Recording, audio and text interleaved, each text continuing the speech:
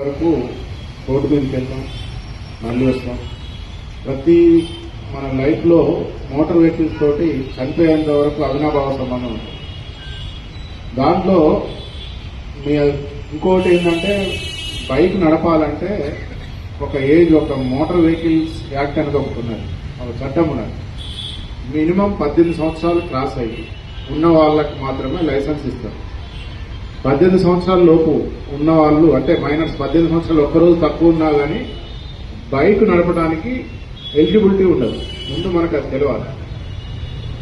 వాటితో పాటు బైక్, ఏ బైక్ కానీ టూ వీలర్స్ దగ్గర నుంచి కార్లు, I100 ఏదైనా కానీ దానికి రిజిస్ట్రేషన్ ఉండాలా, ఇన్సూరెన్స్ ఉండాలా, లేదా అదర్ డాక్యుమెంట్స్ అన్ని అప్డేట్ పెట్టుకొని మైనారిటీ తీరి 18 సంవత్సరాలు అయిపోయిన వాళ్ళు నడపడానికి మాత్రమే డిజైన్ చేయబడ్డ రోడ్స్ మన చట్టం మన ఇండియాలో ఎలో చేస్తున్నది. కింద వాళ్ళు ఎవరు కూడా నడిపినా అది చట్టరీత్యా నేరం. అది ముందు మీరు గుర్తుపెట్టుకోవాలి. ఎందుకంటే మీ ఇంట్లో ఉన్న పిల్లలు, మా ఇంట్లో కూడా పిల్లలు ఉన్నారు, అందరూ కూడా. మీకు తెలియకుండా ఏంటంటే చిన్నపిల్లలు ఒక మైనర్స్ నడుపుతుంటే ఒక పిల్లలకి ఇంకా తల్లిదండ్రులకి ఏంటంటే ఒక ఇంట్రెస్టింగ్ ఉంటుంది. అదే అప్పుడే బండి నడుపుతున్నాడు మావాడని జోష్ ఉంటుంది, కొద్దిగా యాంగ్జైటీ ఉంటుంది, ఇస్తే ఏమవుతుందిలే అన్నట్టు ఉంటుంది. కానీ అదే ఆ ఇయ్యటంతో అతను ప్రాణాలు పోయే అవకాశం ఉంటుంది, ఇంకోళ్ళ ప్రాణాలు తీసే అవకాశం ఉంటుంది, మన ఇల్లు గుల్లం చేసే అవకాశం ఉంటుంది.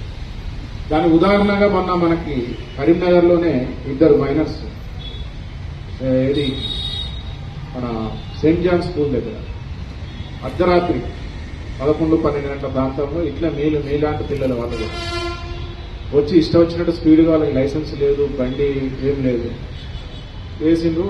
డైరెక్ట్ పోయి పోలు గుద్దుకున్నారు. స్పాట్లో ఒకళ్ళు చనిపోయారు, ఇంకొకళ్ళు హాస్పిటల్లో చనిపోయారు. తెల్లారేసరికల్లా అసలు తల్లిదండ్రులకు తెలియదు, ఎటు పోయిందో తెలియదు, ఏం తెలియదు.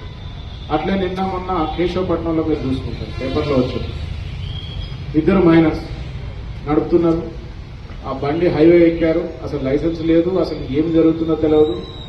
సరిగా సడన్ బ్రేక్ వెనక నుంచి వెళ్తున్న టైంలో లారీ గుద్దేశారు.